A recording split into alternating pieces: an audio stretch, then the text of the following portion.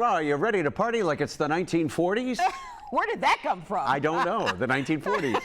You can enjoy some vintage fun happening at the Cincinnati Museum Center on August 26th. And our friend Cody Hefner is here in the studio to tell us more about this immersive celebration. And as they would say in the 1940s, Heidi ho, Cody. This event sounds like a real gas. It's the bee's knees. It's the event of the year. You got to come out to it. Jeepers. Yeah, right. Put it all in there, right? It is. Everything's themed. So get your news 1940s newscaster voice down. Pete, you were doing. Yeah, Killing it. Let's get right into it here, Cody. So what can we expect at 1940s Day? Oh, So no. one of the big things, and obviously this is not how I dress every day, and the hat's kind of a weird choice for me, but there is a costume contest, which is a ton of fun. So people like to, either they're collecting vintage clothes or some of the stuff just comes back into style. But what's interesting, Pete, I'm looking at your shirt. Hawaiian shirts were huge in the 40s. Really? Yeah, how about that? This, more troops in Hawaii.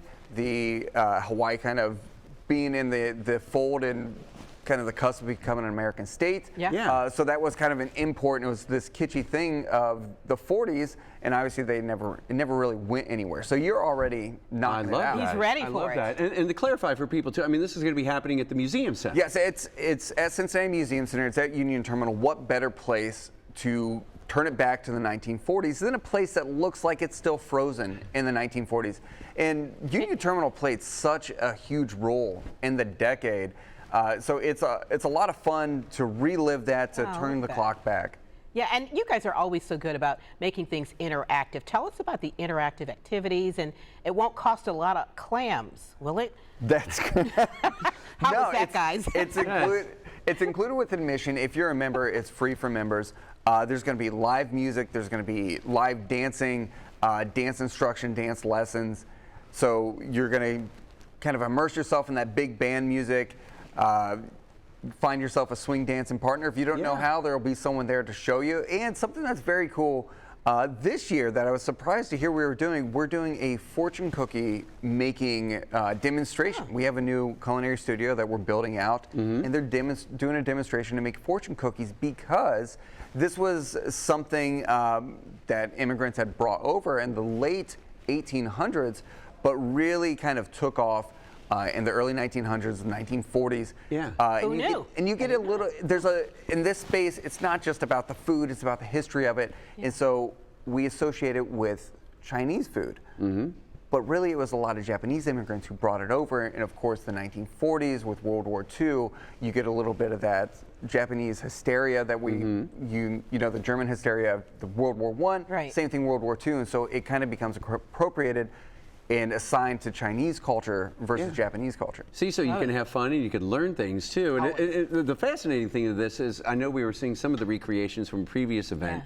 I mean, what was happening at Union Terminal at this time back in the 40s? Union Terminal was the country's first USO Troops in Transit lounge. So there were other USO lounges, but you would have to travel to get to them. So what was interesting about Union Terminal was they said, don't make the troops leave at all. Let's house it right here. And so they got a little of the comfort of home, and it was desegregated. So they did not discriminate based on color.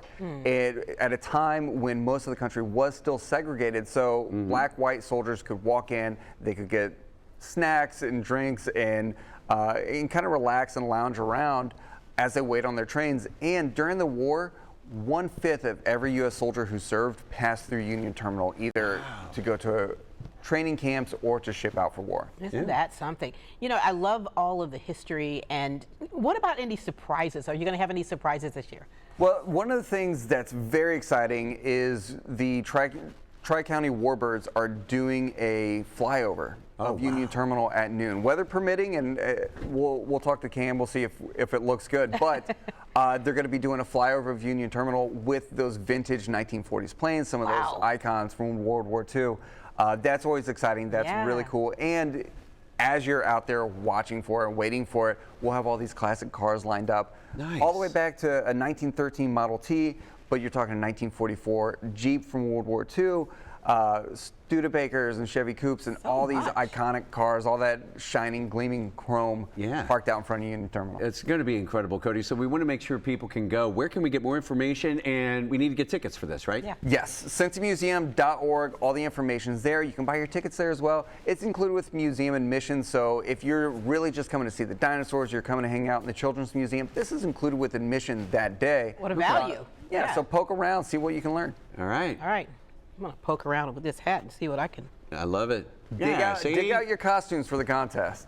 We'll do it, Cody. Thanks so much.